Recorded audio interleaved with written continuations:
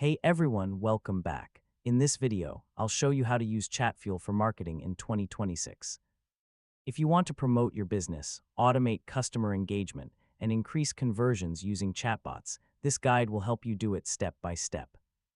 First, open your web browser and log in to your Chatfuel account. Next, select the chatbot you want to use for your marketing campaigns from the dashboard. Now go to the Flows or Automation section to start building your marketing system.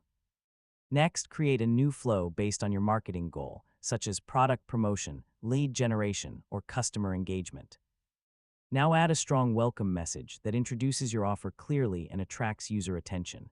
Next, include buttons, quick replies, or menus that guide users toward your products or services. Now connect your chatbot to marketing triggers like keywords, ads, or social media messages. Next, set up automated follow-ups to re-engage users who don't respond immediately. Now test your chatbot flow to make sure messages, links, and responses work correctly. Finally, publish your chatbot and monitor performance from the Chatfuel dashboard to improve your marketing results over time. And that's it. You've successfully learned how to use Chatfuel for marketing. Your chatbot can now help you promote your business and engage customers automatically.